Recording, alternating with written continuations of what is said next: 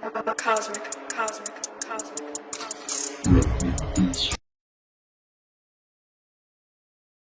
Très bien, mesdames et messieurs, c'est le moment que nous attendions tous. Je suis tellement excitée de partager avec vous cette interview avec Xavier Poussard, le journaliste qui a initialement révélé le scandale Brigitte Macron. Via une publication, il a fait plusieurs séries à ce sujet, un travail collaboratif avec Natacha Ray qui l'avait aidé. Vous en entendrez parler. Tellement de choses mènent à ce moment, évidemment. Je voulais donc vous dire que lorsque je me suis assise avec lui à la fin de l'année dernière, jamais je n'aurais pu imaginer qu'Emmanuel Macron et Brigitte m'enverraient une lettre légale, je crois, parce qu'ils savaient que cette interview allait être publiée et qu'ils ne voulaient pas que cette série ait lieu. Et de bien des manières, cette série n'aurait peut-être pas eu lieu si je n'avais pas insisté davantage, simplement parce que je crois en la liberté d'expression et en l'information, et je crois que ce qui se passe en France est mal. Xavier Poussard n'est jamais apparu devant la caméra avant ce moment. Il a été remarquablement discret sur son travail. Il a consacré des années de sa vie à affronter le poids de ce que je décrirais comme un gouvernement totalitaire en France qui s'en est pris à lui et à sa famille. Il a déraciné sa famille et a dû déménager en Italie pour s'assurer qu'ils étaient en sécurité et protégés. Et bien sûr, il n'est pas le seul. Cette interview est l'aboutissement d'une année de travail, vraiment une année. L'année dernière, lorsque j'ai lu Just the Tip of the Iceberg et reconnu que c'était une histoire explosive. Et puis quand Xavier Poussard et moi nous sommes initialement assis et avons simplement montré une photo de lui, YouTube a décidé de retirer entièrement l'interview et a essentiellement dit que nous n'étions pas autorisés à discuter des sectes ou à insinuer quoi que ce soit à propos des sectes, mais nous avons senti qu'ils avaient peut-être été contactés par quelqu'un avec beaucoup de pouvoir. Eh bien, cette fois, ce que nous avons fait en réponse, c'est que nous avons construit un site web entier où nous pouvons mettre en ligne des interviews comme celle-ci, sans craindre qu'elles soient retirées. Et, bien sûr, c'est sur CandaceOwens.com. Juste pour vous informer, lorsque lui et moi étions assis, j'essayais encore de comprendre les éléments de l'histoire. Donc, vous pourriez m'entendre poser des questions comme les spectateurs poseraient des questions en essayant de comprendre exactement ce qu'il suggérait. C'est pourquoi nous avons estimé qu'il était important d'en faire une série pour que vous puissiez au moins avoir le soutien des 6 premiers épisodes pour comprendre ce qu'il dit, ce que je pense que la plupart d'entre vous font maintenant était si important pour nous, si important pour l'équipe. Nous avons mis tellement de travail dans cela. Et je suis vraiment humble dans tout cela, reconnaissant envers Xavier Poussard, Natacha Ray et tous les journalistes qui ont bravé le gouvernement français, vraiment, et la malveillance du gouvernement français pour nous amener à ce moment. Donc, sans plus attendre, voici Xavier Poussard. Xavier, je ne sais vraiment pas par où commencer ici. J'ai déjà l'impression que cela va être la plus grande histoire de l'année et nous ne sommes qu'en janvier. Et donc, je pense, juste pour mes audiences et tout le monde dans le monde entier, racontez-nous comment vous vous êtes impliqué dans l'histoire de Brigitte Macron, Emmanuel Macron, quel est votre parcours et qu'est-ce qui a éveillé votre intérêt? Alors, je me suis intéressé à Brigitte Macron, tout simplement parce que je fais des portraits de presse. Donc, je me suis intéressé à ce sujet parce que je m'intéresse aux portraits de presse, et cela signifie que je me spécialise dans les portraits de presse non autorisés, le genre de choses que les gens pourraient ne pas vouloir que quelqu'un dise à leur sujet, mais je le fais avec conscience, et je le fais aussi précisément que possible. Et donc ils ont en quelque sorte sorti cette biographie. Brigitte, Macron, Emilio Macron.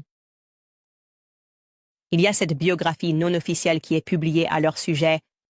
Et quelle est la première chose qui vous frappe, comme étant particulière? Ce qui était très étrange dans le cas d'Emmanuel Macron, Il y avait une surmédiatisation. Les médias traditionnels ont décidé d'attaquer très fortement les autres candidats lors de l'élection présidentielle de 2017 en particulier, Pénélope Fillon, et de saluer et louer tout ce qui entourait Emmanuel Macron et Brigitte. Ils attaquaient essentiellement l'extrême droite, tout le monde s'y opposait, sauf eux. Alors ils ont essayé de dépeindre Macron comme une sorte de figure à la Mozart, qu'il était très vertueux et précaire. Ils ont commencé à former un récit, selon lequel il avait rencontré cette femme, quand il avait 17 ans, Donc, ce genre d'homme de grande nature précaire, un conquérant, un virtuose à qui personne ne pouvait résister, essentiellement, comme l'était Mozart. Donc, le premier mensonge concernait l'âge. Un journaliste avait compilé une combinaison du nombre de fois. Il a été noté qu'ils avaient initialement créé un récit selon lequel il avait 17 ans et elle en avait 36. Et donc c'était en quelque sorte cet homme courageux, vous savez, poursuivant la femme qu'il aimait à un jeune âge parce qu'il était juste un jeune homme audacieux, pour ainsi dire, alors qu'en fait, il avait 14 ans à l'époque et elle en avait 39, ce qui transforme l'histoire courageuse en une histoire de pédophilie et d'abus sur mineurs. Lorsque le véritable âge a été révélé, il y avait de nombreux mécanismes de communication en jeu de la part du couple. Ils ont vraiment joué sur la manière dont l'histoire a été présentée au public. C'était un peu comme le film de Robert De Niro et Dustin Hoffman, Des hommes d'influence, où ils utilisaient un spin doctor qui apportait certains messages au public pour les distraire du véritable scandale en cours. Mais il y avait un récit qui tournait autour de la différence d'âge comme étant un problème entre un homme plus jeune et une femme d'un âge plus avancé, alors que la différence d'âge était exactement la même, par exemple, entre Donald Trump et Melania. Pourtant, personne n'a sourcillé là-bas.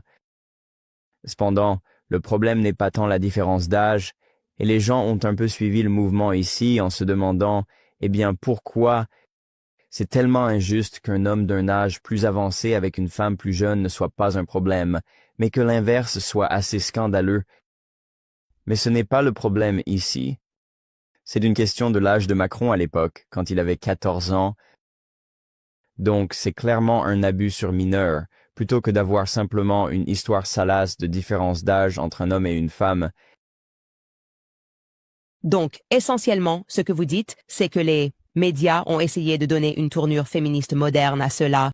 Quelqu'un s'est impliqué et a dit, nous allons prendre l'angle féministe, l'angle sexiste, l'angle misogyne, l'angle agiste, et dire, vous ne remarquez cela que parce que c'est une femme plus âgée. Et pourquoi est-ce problématique si c'est acceptable pour Donald Trump de sortir avec Melania? C'est en fait une manière très intelligente d'essayer de le tourner. Mais vous dites, non, non, non, non. Il ne s'agit pas de l'écart d'âge parce que c'est un homme ou une femme. Emmanuel Macron n'avait que 14 ans et elle en avait 39. Ce que je vous ai expliqué, en fait, Brigitte Macron était en couverture de l'Économiste, et il y avait cette pression constante de la gauche pour culpabiliser les gens que l'idée de société patriarcale n'est pas correcte. Ils ont essayé de présenter Brigitte Macron comme cette poupée Barbie ou pin-up au public. Je crois, une entreprise a noté qu'en 2018, il y avait plus de contenu sur Brigitte Macron sur Internet que sur David Beckham, qui est, évidemment, bien plus renommé. Et Internet est devenu saturé de ces photos sélectionnées et souvent retouchées pour la rendre attrayante en pin-up et en se concentrant sur sa tenue, etc. Plutôt que sur ce qui se passait réellement, les initiés au pouvoir savaient, mais les médias non. Concentrez-vous sur son niveau croissant d'importance politique qui était bien plus grand que celui de la plupart des premières dames dans le passé. Ils ont vu qu'il n'y avait pas de photos d'elle, pas de photos d'elle enfant ou en tant que mère. Ils ont vu qu'il n'y avait pas de véritable passé sur elle. Et au début, c'était bien intentionné pour les journalistes.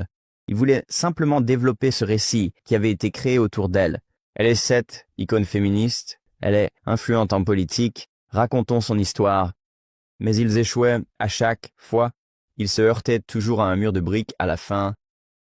Et j'aimerais juste vous donner 2 citations de journalistes qui ne sont pas des conspirationnistes. Ce sont de vrais journalistes. La première est une femme nommée Virginie Lennart. Elle est ashkénaze juive et rapporte sur l'Holocauste et des sujets similaires à la télévision française. Elle a dit « J'avais besoin de photos de Brigitte Macron en tant que jeune femme, avec de petits-enfants montrant un itinéraire en dehors de ceux estampillés par l'agence Agent's Best Image. Ce qui ne ressort pas, c'est tout ce qui concerne sa vie antérieure. C'est un blackout total. » La deuxième journaliste est Sylvie Bamel, qui fait des portraits dans l'édition française de Vanity Fair.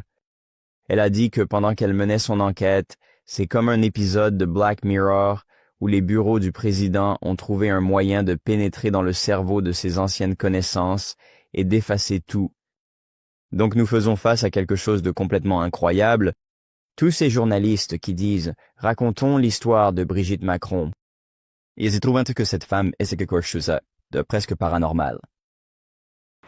Je vous rappelle le financement américain, car je sais que la personne moyenne trouve difficile de suivre les dépenses mensuelles. Dans la plupart des cas, il reste peu à la fin du mois pour couvrir des extras. La plupart des Américains ne reçoivent pas une grosse augmentation. Les dépenses augmentent et il est très difficile de gérer sans utiliser de carte de crédit. Donc, si vous êtes propriétaire et que vous êtes frustré par ce cycle, je vous demande de passer un appel de 10 minutes sans obligation aujourd'hui à mes amis de American Financing. Si vous avez un solde de carte de crédit chaque mois avec un taux dans les 20 ou même les 30%, American Financing peut vous montrer comment utiliser votre capital durement gagné et vous sortir de la dette. Leurs consultants en prêt hypothécaire rémunérés sauvent leurs clients en moyenne $800 par mois. Si vous commencez aujourd'hui, vous n'aurez peut-être même pas à effectuer le paiement hypothécaire du mois prochain. Il n'y a pas de frais initiaux, donc cela ne coûte rien de découvrir combien vous pourriez économiser chaque mois. Alors appelez American Financing aujourd'hui au 800-795-210. Encore une fois, c'est le 800-795-210 ou visitez americanfinancing.net /Owens. C'est americanfinancing.net /Owens. Donc ce ne sont pas des journalistes conspirationnistes, ce ne sont pas des gens sur Reddit qui essaient de faire du bruit. Ce que vous dites, c'est que ces personnes avaient de bonnes intentions, ils étaient intéressés par cet angle féministe, ils pensaient que cela allait être une histoire incroyable à couvrir sur la façon dont cette femme est arrivée au pouvoir, un peu comme faire un portrait de Michelle Obama pendant les années Obama. Et ils se disaient un peu, attendez une minute, où est cette personne? Comment cette personne est-elle arrivée là? Je n'ai jamais vu. Un tel trou noir. Et cela commence à toucher peut-être quelque chose que vous n'auriez jamais pensé découvrir ici. En creusant dans cette histoire, vous vous attendiez probablement à quelques lacunes, mais pas, je suppose, à ce que vous avez découvert ensuite. Alors, parallèlement, Donc, ce que je fais dans mon travail, c'est archiver des choses. C'est ce que j'aime vraiment. J'aime revenir sur les détails et dans l'histoire et examiner les problèmes des gens. J'avais un tas de personnes autour de moi, mes contacts à Paris, quelques journalistes grand public dans les médias qui me poussaient à dire des choses. Ils disaient « Vas-y, c'est ce que tu fais ?» C'est ce que je fais, je prends des informations et je les partage quand d'autres journalistes ne le peuvent pas. Et tout d'un coup, je suis tombé sur quelqu'un dans mon entourage de travail informel, et il a dit « C'est un homme ». Comme bien sûr tu peux voir que c'est un homme, comme si c'était le commentaire le plus simple et évident qu'il pouvait faire à ce sujet. Un autre de mes collègues, il est fonctionnaire, il l'appelle Amanda, ce qui est une référence à Amanda Lear. Il y avait un cas similaire, ce n'est pas très connu aux États-Unis, mais Amanda Lear, elle était une figure quelque peu notoire. Elle était une muse de Salvador Dali. Elle était chanteuse et star de la télévision. Elle est célèbre en France, donc ses biographies ont été écrites et réécrites, et chaque fois qu'elles étaient réécrites, il y avait de petites divergences avec les dates et les chronologies. J'ai eu la même impression en lisant les biographies de Brigitte Macron, par exemple la mort d'une sœur en 1960, mais on apprendrait plus tard que c'était en 1961, puis la mort d'une nièce l'année suivante, mais ensuite, quand nous allions chercher l'information, nous découvrions en fait qu'elle est morte en 1966. Puis elle dit « J'ai acheté ma maison. Nous avons acheté notre maison au Touquet en 1950. Nous allons alors chercher, c'était en fait en 1957. Et chaque fois comme ça, l'histoire est modifiée. Donc, en fait, on se dit « Qu'est-ce que c'est que ce truc ?» Il y avait cet élément de créer de la complexité et de la confusion pour essentiellement cacher l'éléphant dans la pièce. Revenons à Amanda Lear. Amanda Lear est née Alan Tate, il est très bien connu aujourd'hui. En fait, elle a été démasquée parce qu'à un moment de sa vie, elle se faisait appeler Peggy d'Oslo, et elle était en réalité la dealeuse de drogue de Mick Jagger. Donc nous vivons encore ces comportements très limites. Mon point est que cette voix d'une personnalité transsexuelle a déjà été créée, mais il est très dangereux d'essayer de s'y plonger car vous courez le risque d'être étiqueté comme un fou. Qui est cet homme prétendant cette absurdité? Est-il fou? Donc, je faisais face à ce risque. J'ai commencé à parler à mon réseau élargi, j'ai commencé à aller voir tout le monde que je connaissais, essayant de comprendre ce qui se passait. Parce que je savais qu'il y avait une histoire ici, et je voulais m'approfondir dans l'histoire. Mais les Français, dans l'ensemble, ne réalisent pas ce qui se passe. Ce n'est pas vraiment sur leur radar. Ils ne sont pas vraiment conscients de l'ampleur de la situation. Tout à coup, je reçois un numéro de cette fille appelée Natasha Ray. Elle est juste une citoyenne normale, pas une journaliste. Elle prétend pouvoir prouver que Brigitte Macron est un homme. Alors nous commençons à échanger des idées et à travailler ensemble pendant 1 mois. Et est-ce le moment où vous avez été présenté, pour la première fois, je suppose, au nom, à la personne, Jean-Michel Trognot? Parce qu'auparavant, il n'y avait essentiellement aucune photo de Brigitte Macron pendant plus de 30 ans de sa vie. Et était-ce Natacha qui vous a d'abord mentionné le nom, Jean-Michel Trognot? Alors, c'est quelque chose d'intéressant. J'avais identifié ce nom dans les archives de documents trouvés dans les tribunaux de commerce. J'ai commandé beaucoup de documents des tribunaux de commerce, appelés l'IMPI, pour retracer les entreprises. Je m'intéressais aux Trognot, et j'ai vu ce nom apparaître, qui n'apparaissait pas dans les biographies. J'ai réalisé qu'Emmanuel Macron ne se vendait pas vraiment bien au public en tant que personnage. Il occupait des postes de direction et travaillait dans des fonds spéculatifs, et le public n'était pas vraiment captivé par cela. Lorsqu'ils ont décidé de créer un candidat présidentiel, ils ont essayé de se concentrer davantage sur l'arrière-plan de la famille de Brigitte Macron, la famille Trognot, qui est une famille de chocolatiers, d'Amiens, en France. Puisque c'est une famille qui est enracinée dans le pays réel, dans l'économie réelle, c'est-à-dire, ils ne sont pas banquiers chez Rothschild, ils ne font pas de fusion et acquisition, ils fabriquent des chocolats. Ils ont même été comparés aux Kennedy dans la presse française. À ce moment-là, nous nous sommes dit, pourquoi y a-t-il cette insistance sur chaque frère, chaque sœur, chaque nièce, etc., sauf un, Jean-Michel Trognot. Jean-Michel a été effacé, et Natacha m'a dit qu'une photo de famille, qui était censée avoir Brigitte sur les genoux de sa mère, avait été montrée à la presse, et elle m'a dit, mais regarde bien le petit garçon, c'est Jean-Michel Trognot. Par élimination, c'est Jean-Michel Trognot, et ce frère caché, si vous regardez de près, est en fait Brigitte Macron. Elle en était pleinement convaincue, et j'ai pensé, c'est très troublant. Cela vaut la peine de vérifier? Alors, en Amérique, il y a une expression. Nous disons le chien qui ne aboie pas. Exactement. Ce qui est assez intéressant, c'est que c'est le chien qui n'aboie pas. Il y a toutes ces informations sur tous les membres de la famille. Et vous remarquez qu'il n'y a pas d'informations sur ce membre de la famille. Et cette photo que nous avons vue de leur famille à Amiens. Je me souviens de la première fois que j'ai vu cette photo parce que c'est en fait ce qui m'a impliqué dans l'affaire. C'était pour moi une question de bon sens. J'ai juste regardé la photo et le Daily Mail essayait de me dire que la petite fille sur les genoux était la jeune Brigitte. Et j'ai juste regardé à gauche de la photo et j'ai dit « Non, j'ai 2 yeux. » Évidemment. Je ne sais même pas quelle est la théorie, mais c'est clairement Brigitte, un visage très distinct. On ne peut pas vraiment changer de visage. Enfin, je suppose qu'on peut, mais c'était très distinct pour moi. Donc, c'est en quelque sorte ce que Natacha a remarqué. Vous regardez cette photo de famille, vous regardez à Amiens, vous regardez chez ce chocolatier, et vous remarquez que ce garçon à gauche, vous ne savez absolument rien à son sujet. Que se passe-t-il ensuite?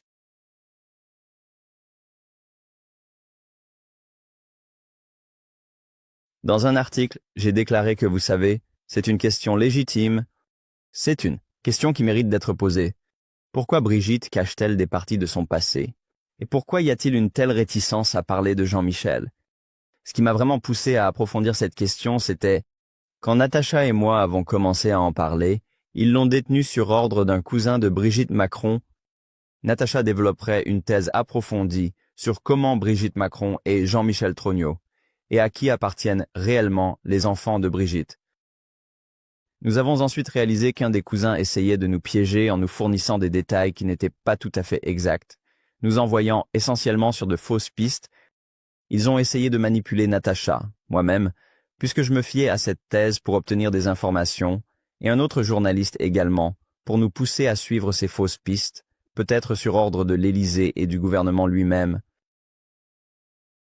D'accord, c'est fascinant parce que, et c'était aussi quelque chose que, encore une fois, je dis toujours à mes auditeurs, juste du bon sens, n'est-ce pas? Donc, Je pense juste, je suis la première dame de France, je suis Candace. Si quelqu'un vient me dire « Hé, ton frère n'existe pas » ou « Ta sœur n'existe pas », je vais saisir l'occasion de faire une conférence de presse. Je vais me tenir à côté de mon frère et je vais dire « Les théories du complot sont nuisibles. Mettons fin à cela. » Je ne contacterai pas l'équivalent français des services secrets pour faire arrêter un journaliste qui travaille sur une histoire. Cela me rendrait immédiatement très étrange. Donc, vous dites qu'en plus de cela, il vous donne aussi de la désinformation, ironiquement, et essaie de vous amener à tirer la mauvaise conclusion. Donc, vous avez l'intimidation et vous avez la désinformation. Et tout ce que vous faites à ce stade, c'est de la recherche. Vous n'avez même pas tiré de conclusion, mais cela vous fait probablement vous demander « Que se passe-t-il ici ?» Moussati. Nous avons réalisé qu'il y avait un problème ici puisque le pouvoir auquel nous faisions face devenait assez agité et nerveux. Donc, quand Natacha a présenté sa thèse, elle voulait la publier rapidement. J'étais réservé, car je croyais encore que ce n'était qu'une hypothèse qui nécessitait plus. Eh bien, l'Élysée, ils ont fait un suivi. Mais au lieu d'attaquer le sujet principal, ils s'attaquaient à de petits détails. Elle a été, condamnée pour diffamation, mais c'est difficile pour le public de comprendre cela, car je n'ai jamais été condamné pour quoi que ce soit, et elle n'est condamnée que pour de petits détails qui ne sont pas importants pour le fond de son argument. Une fois que l'histoire a éclaté en 2021 et qu'elle a été révélée, la Russie l'a couverte, la Chine l'a couverte, ils auraient pu si facilement, à ce moment-là, la démystifier, montrer 3 photos de famille, mais ils ne l'ont pas fait. Ils auraient même pu le faire avec un compte faux ou de troll. Avoir un compte avec plus de 80 personnes qui auraient pu dire « Non, écoutez, je suis le cousin de Untel. Et voici une photo, juste pour démystifier toute l'histoire. » Mais ils ne l'ont pas fait, alors qu'ils l'avaient fait par le passé.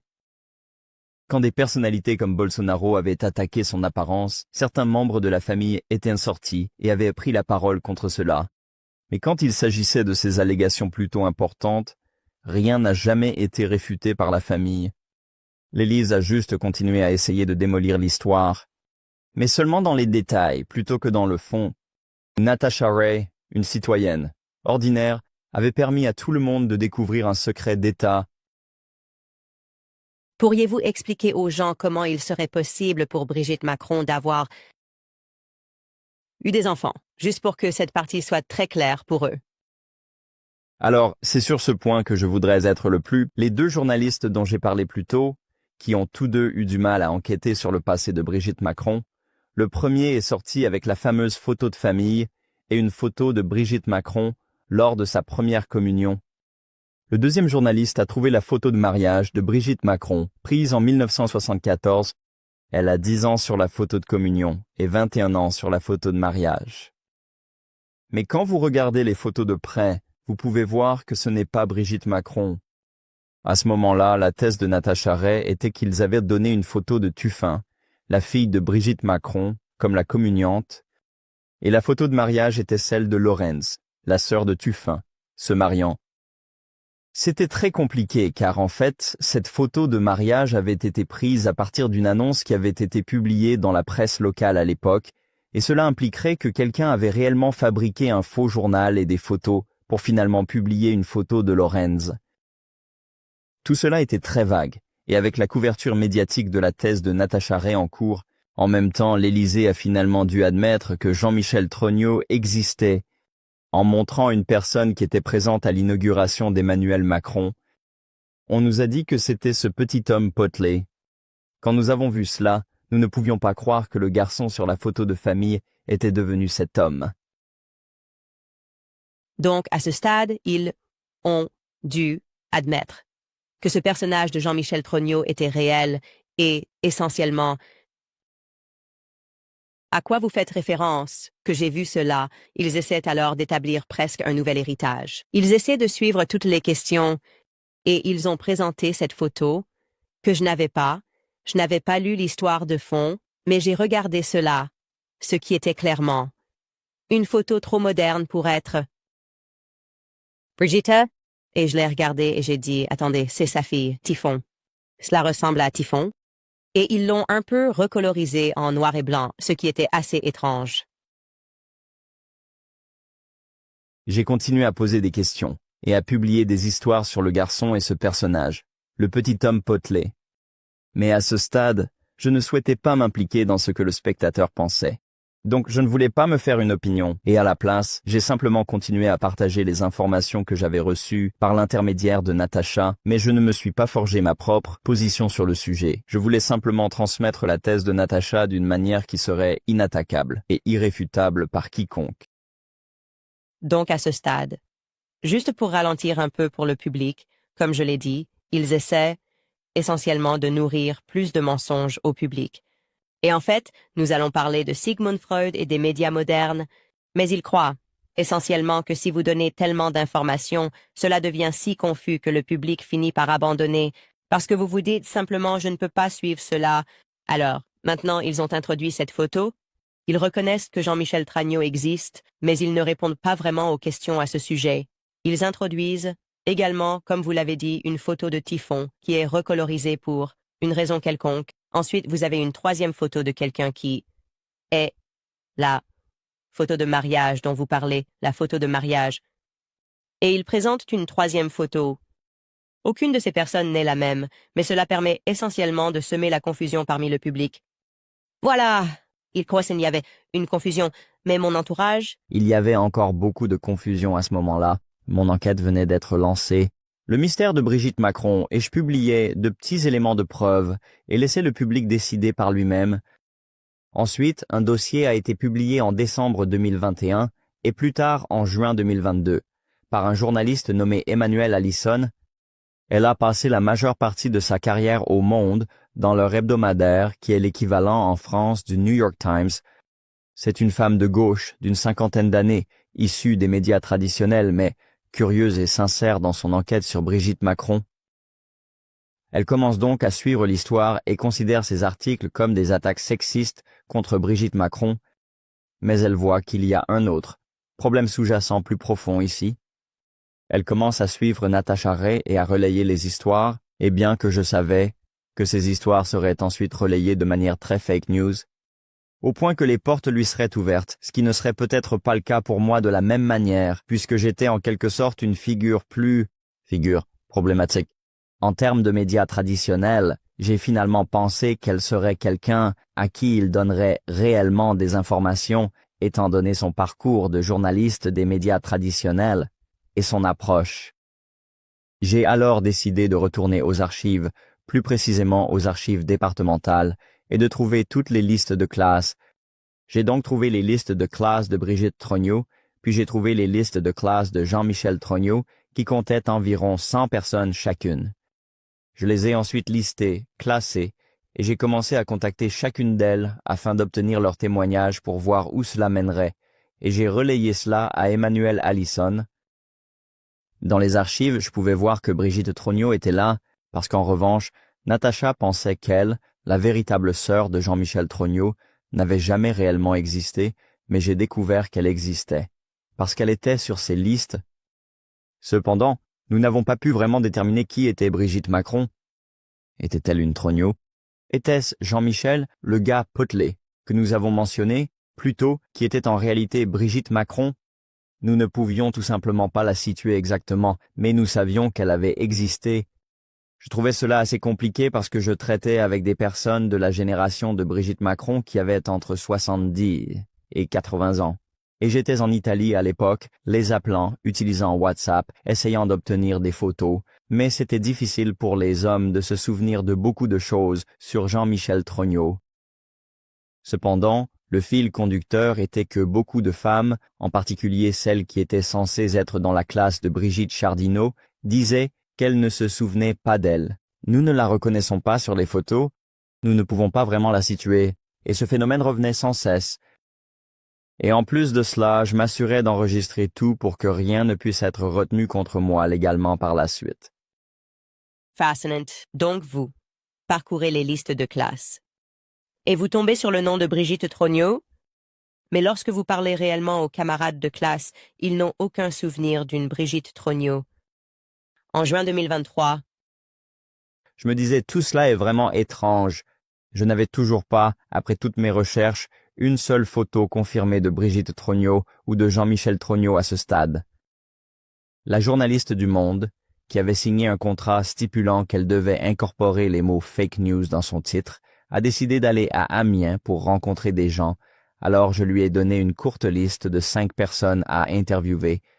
Donc, parmi les 100 personnes que j'avais accumulées pour chaque classe, je les ai réduites à 5. 5 pour Brigitte et 5 pour Jean-Michel. Alors elle va à Amiens et elle obtient plus d'informations et de photos. Et il y a cette photo en particulier de 1976, une photo de mariage, où l'on peut clairement voir que la mariée est Brigitte Trogneux. Il y a 2 autres photos que je vais vous montrer en exclusivité. J'ai donc décidé d'utiliser un logiciel de reconnaissance faciale de Chine qui est extrêmement précis, et j'ai comparé les photos de Brigitte Trogneux et de Brigitte Macron.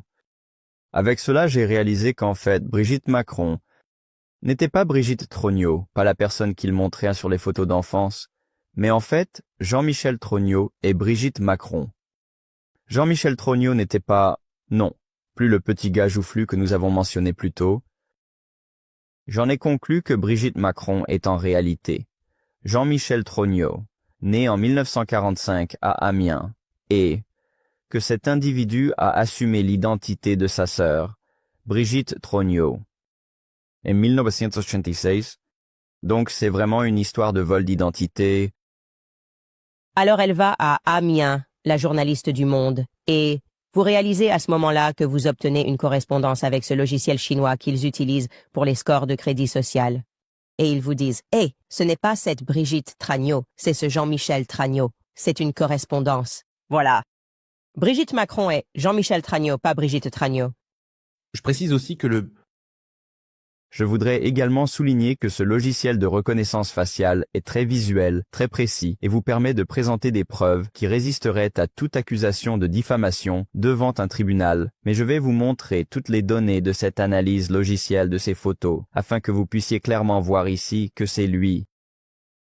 Je veux dire, c'est une de ces choses où je dis aux gens de simplement croire leurs propres yeux. C'est tout ce qu'il m'a fallu en lisant un article du Daily Mail. Et ils essayaient de me dire que cette petite fille était Brigitte alors qu'il était très évident que cette personne-là est Brigitte.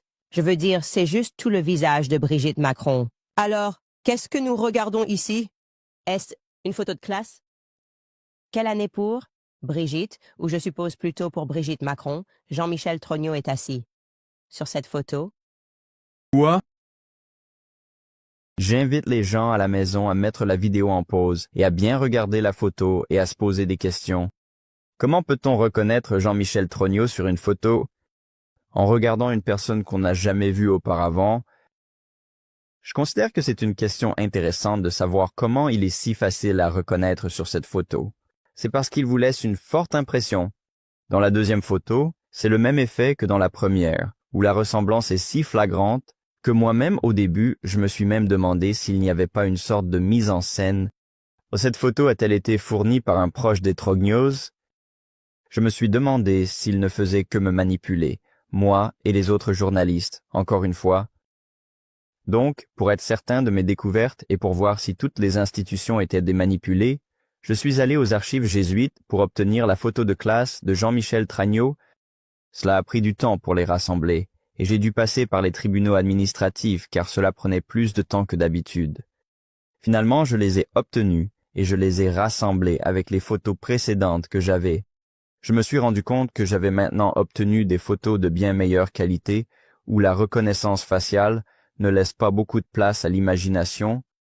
De cette comparaison croisée, il était encore plus évident que Jean-Michel Trogneux et Brigitte Macron.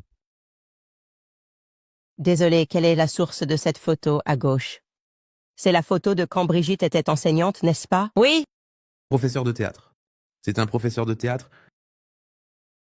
C'est Brigitte quand elle a rencontré Emmanuel Macron. Et on nous l'avait vendu. Donc le dernier point, très important, ce sont les dents. Le niveau de manipulation devient assez flagrant, parce que sur la photo actuelle, elle a les dents droites, mais sur la photo de famille, elle avait fait refaire ses dents. La photo a été retravaillée pour obtenir cela. Vous pouvez le voir en comparant les anciennes photos de classe à la photo de famille. Ce qu'il faisait, c'était dresser un portrait d'elle comme étant un mélange entre Claudia Schiffer et Robin Williams dans le cercle des poètes disparus. Comme cette pin-up Ils ont même amélioré son œil, redressé ses dents et en général, retravaillé la photo pour la rendre plus belle. C'est vraiment vicieux que ce mensonge soit montré au public et à quel point ils sont allés loin pour manipuler le public.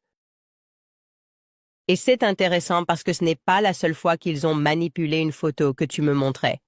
Hors ligne. Mais même cette photo originale qu'ils ont donnée au public, que je n'avais jamais remarquée avant que tu ne la montres. Mais dans cette photo originale de la famille Amion, on voit qu'il y a un abat-jour à l'arrière et puis l'abat-jour disparaît complètement. Et cette photo n'a été rendue publique que de la famille de Brigitte elle-même. Donc ce n'est pas comme si un journaliste avait manipulé cela. Cela signifie qu'il manipule intentionnellement des photos de l'enfance de Jean-Michel Trogneux. Oui. Alors ça c'est un épisode qui aussi... Ce que je trouve fascinant dans cette recherche, c'est qu'au départ, je sentais que je ne prenais même pas beaucoup de risques parce que c'était tellement flagrant. Pour faire simple, l'affaire pue. Il y a quelque chose ici qui sent le poisson. Même sur la photo de famille, l'œil du spectateur est attiré par Brigitte Trogneux, puisque l'on nous dit que Brigitte Trogneux et Brigitte Macron, c'est la petite fille sur les genoux de la mère. Et puis il y a ce petit garçon. Là, regardez attentivement ce petit garçon.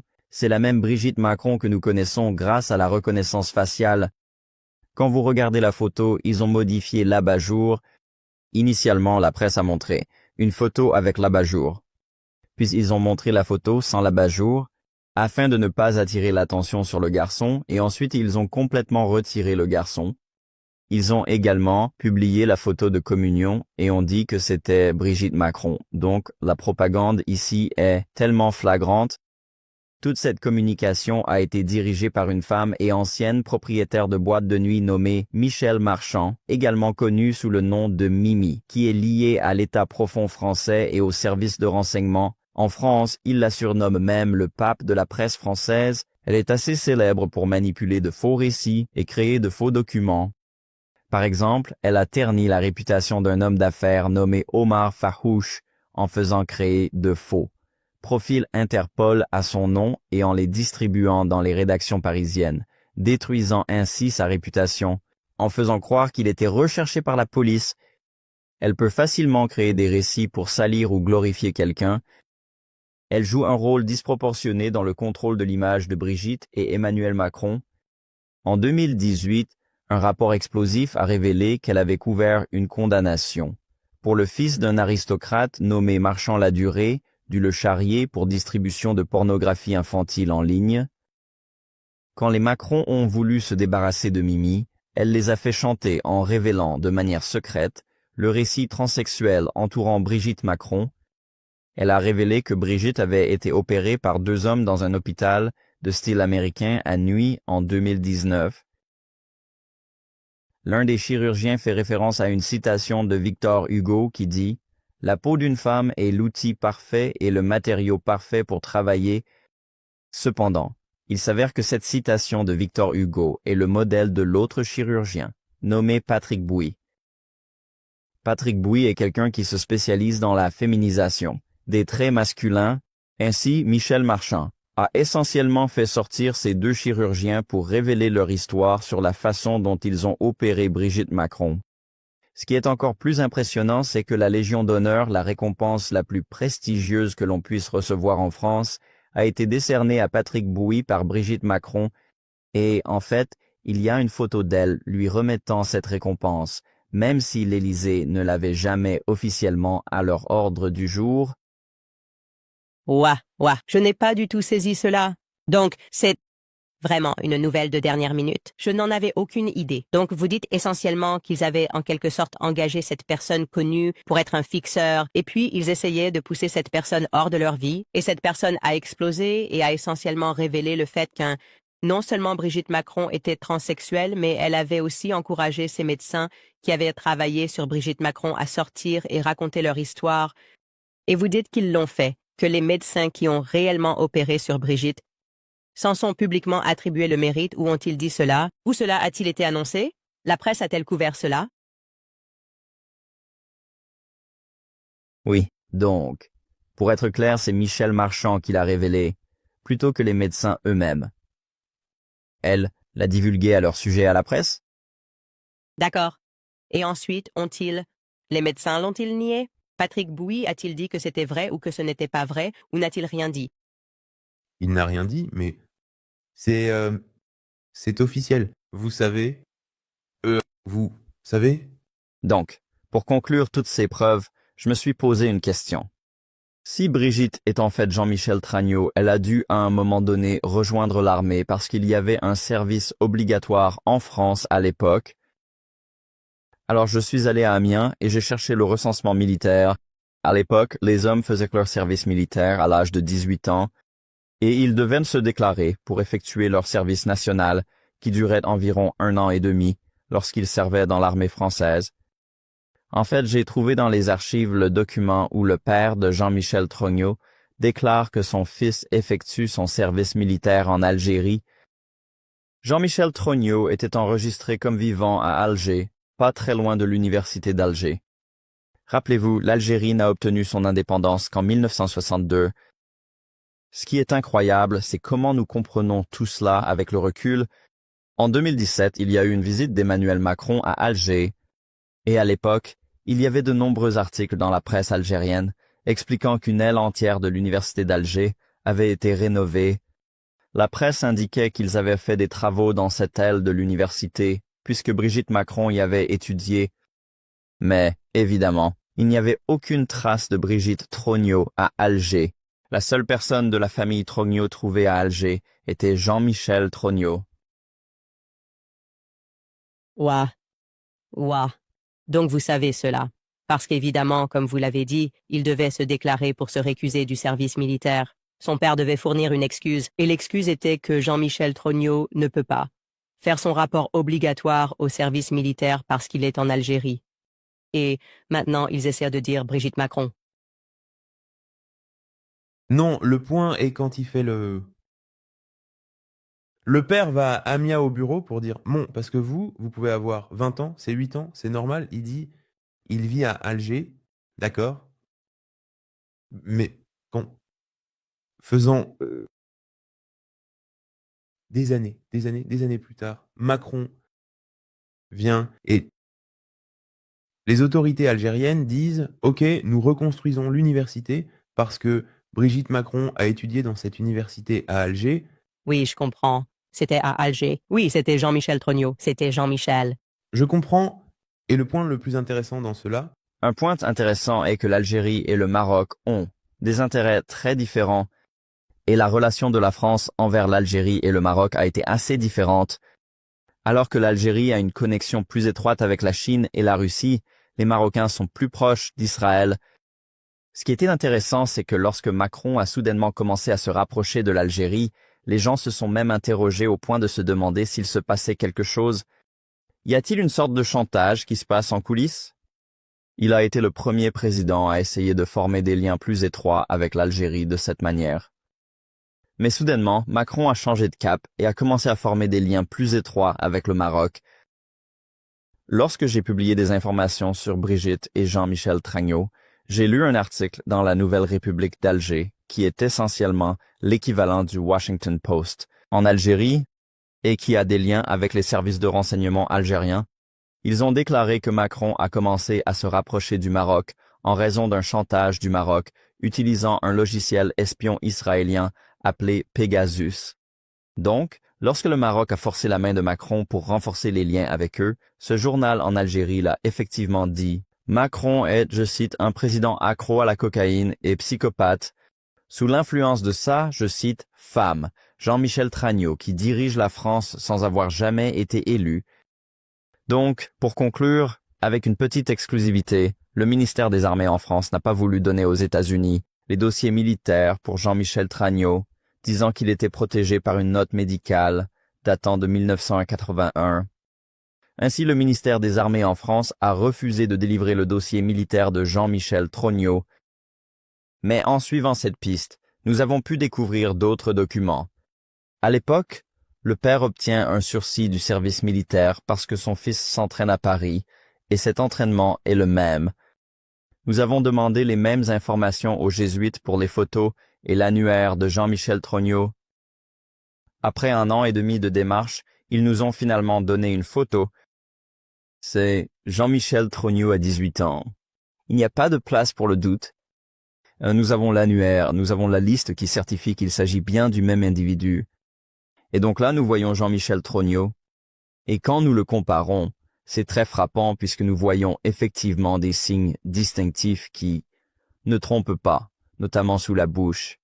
Et cette chose ici qui ressemble à un grain de beauté ou un bouton.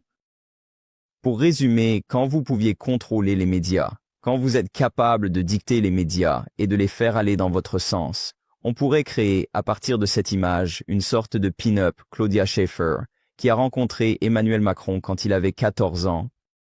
Je crois qu'à l'avenir, les producteurs et les dirigeants de films s'en donneront à cœur joie pour recréer cette histoire intéressante. Je veux dire, c'est tout simplement incroyable. Je me risquerais à dire qu'en ce moment, en France, un homosexuel dérangé dirige le pays avec sa victime enfant, c'est-à-dire un enfant qu'il a violé légalement. Je veux dire, légalement, ce qui s'est passé dans la meilleure conclusion serait qu'Emmanuel Macron a été violé légalement. Et ensuite, il a épousé la personne qui l'a violé légalement. Et cet individu dirige maintenant le pays. Donc, je vais vous poser quelques questions précises ici à la fin, parce que je veux m'assurer que nous clarifions quelques points pour le public. Est-ce votre avis, et c'est bien si vous n'avez pas d'avis là-dessus, que Jean-Michel Trogneux a eu des enfants avant de devenir Brigitte? Donc, sur la question de la vie de Jean-Michel Trogneux, pour le moment, c'est en pointillé. Nous savons que Brigitte Macron est née Jean-Michel Trogneux le 11 février 1945 et qu'elle a vécu sous cette identité au moins jusqu'en 1963. Ensuite, il y a 2 enfants qui ont été déclarés par Jean-Michel Trudeau, l'un nommé Jean-Jacques Trudeau et l'autre Valérie. Cela soulève des questions, serait-ce potentiellement le fils de Brigitte Macron? Eh bien, ce Jean-Jacques Trudeau ressemble comme 2 gouttes d'eau à Emmanuel Macron. De quoi s'agit-il? Avez-vous alors un avis, ou une opinion, ou une piste sur qui était la mère? Alors, de Jean-Jacques et Valérie. Oui, c'est une femme. Je sais moins cela. C'est une femme qui s'appelle Véronique Dreux. C'est une femme nommée Véronique Dreux. C'est une femme retraitée qui s'est remariée avec un important aristocrate d'Amiens et a sans doute élevé les enfants de Jean-Michel Trogneux. J'ai eu un appel téléphonique étrange avec Véronique parce que pendant que nous parlions, j'ai réalisé en arrière-plan. Il y avait un tas de gens autour qui écoutaient notre conversation et j'ai demandé à avoir des photos et quand je pourrais les obtenir. Mais Véronique a dit qu'elle devrait d'abord demander à Brigitte. J'ai trouvé cela assez étrange comme réponse à ma question. Je crois qu'une fois qu'Emmanuel Macron ne sera plus au pouvoir, la boîte de Pandore sera ouverte, les gens commenceront à parler, et ce secret de famille, qui est si étroitement gardé, commencera à se dévoiler. Je crois aussi que la chute de grâce pour Macron sera assez sévère. Il y a aussi un changement intéressant dans les médias, ou des organes de presse comme l'équivalent du New York Times en France, qui dans le passé n'ont pas prêté une attention notable au fait que Brigitte est un homme, ont maintenant commencé à mettre son nom entre guillemets, suggérant que les choses pourraient ne pas être ce qu'elles semblent. Même Le Monde, qui a soutenu Brigitte Macron pendant les 12 dernières années, a maintenant admis qu'Emmanuel Macron avait 14 ans lorsqu'il a rencontré Brigitte. Cela était autrefois une théorie du complot, mais maintenant, alors qu'Emmanuel Macron approche de la fin de son mandat, les secrets sortent un par un et sont de plus en plus reconnus. Mais il y avait ce compte Twitter intéressant, Zoé Sagan, qui aidait à compiler des informations, et le compte a été fermé. J'ai supplié le public ou toute personne en mesure d'aider de voir si ce compte pouvait être rétabli, car cela serait très utile pour ce cas. Il y avait aussi 4 personnes détenues pour cyberharcèlement plutôt que pour diffamation, comme Natasha Ray, ce que je trouve intéressant parce que c'est presque comme s'il la considérait comme une fille dans la cour de récréation qui est harcelée comme un enfant. Plutôt que de l'appeler ce que c'est, il est totalement injuste que des journalistes soient emprisonnés et détenus pour ce prétendu cyberharcèlement, alors que leurs comptes et articles sont tous basés sur la vérité et les faits. Donc vous n'avez jamais jamais été poursuivi pour diffamation, ce qui semblait être le mensonge que les gens essayaient de raconter en prétendant que l'histoire avait été démentie. Cela n'a pas été démenti. Une autre question que je veux vous poser, si c'est votre théorie sur qui a été la mère des enfants de Jean-Michel Tragnaud, ce qui signifie que notre théorie, à laquelle je crois beaucoup, est que Jean-Michel Tragnaud a fait une transition, a pris le nom de sa sœur, qui était Brigitte. Où est la vraie Brigitte Tragnaud aujourd'hui? Les Japonais pourraient voir. C'est le point principal qu'ils ne veulent pas dévoiler, le sombre secret de famille, qui est le cas de vol d'identité et d'abus sur mineurs. De nombreux journalistes avant moi ont posé la question, même un du Monde, et aucun membre de la famille n'a souhaité répondre. Les téléphones sont simplement raccrochés. Les gens ne sont tout simplement pas disposés à en parler. Il y a cette notion intéressante de consentement. Si vous prenez le permis de conduire de quelqu'un, même avec son consentement, c'est toujours un vol d'identité. Mais ce n'est pas une question de ce consentement, c'est une question d'un mineur qui ne peut pas donner son consentement. Si vous regardez à quel point tout cela est extrêmement tiré par les cheveux, en 2007, quand elle est devenue Brigitte Macron, cela s'est produit sous une fausse identité. Ce mariage de Brigitte Trognaud devenant Brigitte Macron est construit sur la fraude, puisque Brigitte Trognaud n'était pas la véritable identité. C'était Jean-Michel Trognaud. Les Français ont, en essence, placé au pouvoir un couple dont toute l'identité est basée sur une construction frauduleuse, la falsification, la pédophilie et l'abus d'un mineur. Quand Vladimir Poutine a parlé d'un empire de mensonges, c'est ce qu'il voulait dire. Je veux dire, le livre Guinness des records ne pourrait pas battre le nombre de mensonges qui ont été racontés dans toute cette histoire. Il est temps que nous nous posions la question des jeunes leaders. Nous avons eu ce problème et ce questionnement sur la moralité d'Obama aux États-Unis, Tragnaud au Canada. Ces jeunes leaders sont-ils manipulés et contrôlés par le chantage? Vous savez, je pense, et c'est assez concluant, que le monde commence à se réveiller à ce concept selon lequel les leaders sont sélectionnés, préparés et formés, puis insérés dans des positions de pouvoir. C'est une conversation qui a lieu maintenant en Amérique, même en ce qui concerne Barack Obama. En revenant en arrière et en réalisant qu'une grande partie de ce que le public a été informé sur, son passé n'avait aucun sens.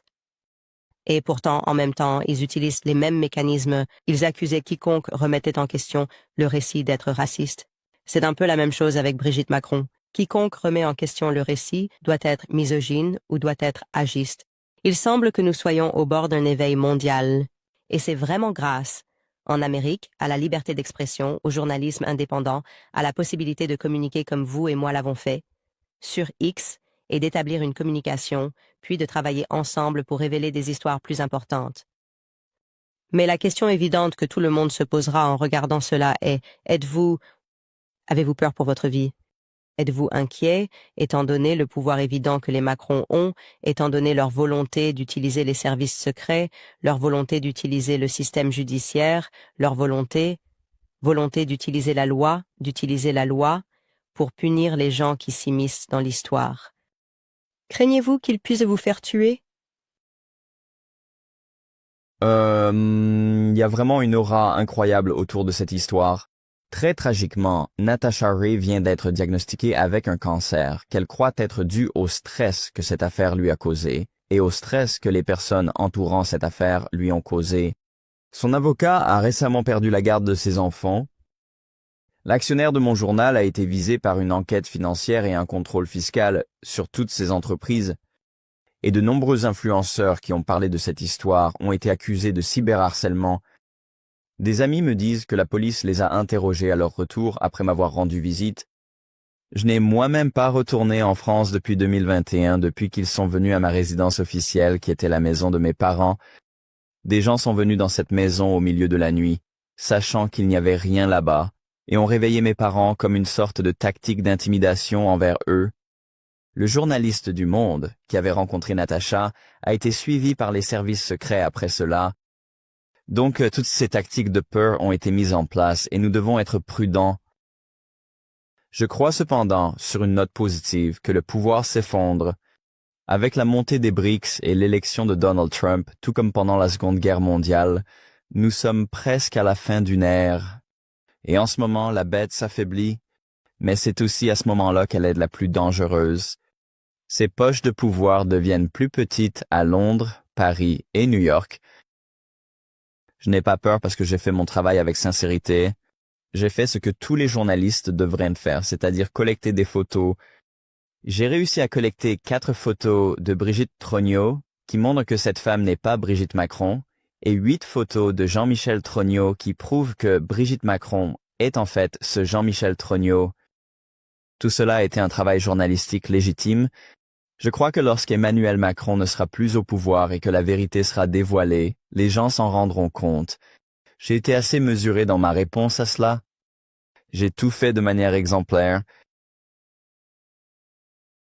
Xavier, eh bien, tu sais, je sais que mes abonnés soutiennent toujours les journalistes indépendants et ils vont certainement vouloir te soutenir. Je sais que tu travailles à transformer cela en livre et qu'il sera disponible en traduction anglaise. Alors, pouvez-vous nous dire où ils peuvent aller pour vous soutenir et soutenir, vous savez, tous les risques que vous avez pris pour porter cette histoire à l'attention du public? Suite à la pression sur mon actionnaire, je repars essentiellement de zéro, donc le soutien peut être montré sur mon ex-compte et sur ma newsletter et mon site web, et aussi en suivant certains hashtags liés à l'affaire. Parce que cette enquête est une affaire classée, une énigme. Elle se lit vraiment comme un roman policier tellement invraisemblable qu'on pourrait, à un moment donné, penser que l'auteur avait pris de l'acide. Même juste la retouche des dents sur les photos est au-delà du croyable. Mais un jour, il y aura un film sur ce sujet, car c'est comme si les Français vivaient dans une histoire fictive. Ce sera comme si quelqu'un se réveillait d'une hypnose collective. Vous voyez maintenant, pensez-vous encore que Brigitte est vraiment une femme? J'ai récemment vu Emmanuel Macron sur TF1, une chaîne d'information française, et il a dit que cette enquête sur son passé est comme le pire cauchemar de son mandat en tant que président de la France. Et depuis, ses chiffres de soutien ont diminué. J'ai l'impression que son pouvoir s'affaiblit à cause de ses mensonges et que l'avenir ne semble pas prometteur pour Emmanuel Macron. Eh bien, ce que je peux vous dire à la maison, c'est que ce n'est vraiment que la partie émergée de l'iceberg. Je sais que j'ai plus qu'éveillé votre intérêt. Tant de choses se passent ici. Je suis d'accord, nous nous réveillons tous d'une hypnose collective et nous devons soutenir les journalistes indépendants qui s'opposent à l'État partout dans le monde. À l'échelle mondiale, il semble y avoir, et un éveil se produit.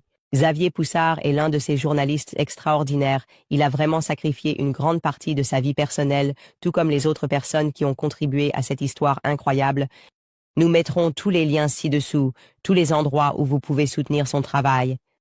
Financièrement, acheter le livre est juste un petit geste que vous pouvez faire, ce qui lui permet de continuer à enquêter sur l'histoire.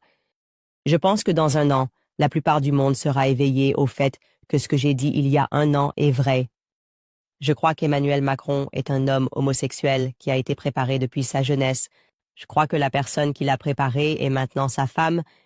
Je crois que sa femme est née, Jean-Michel Trogneux, et a fait sa transition au début de la trentaine, et je crois que tout l'État collabore pour protéger ce secret.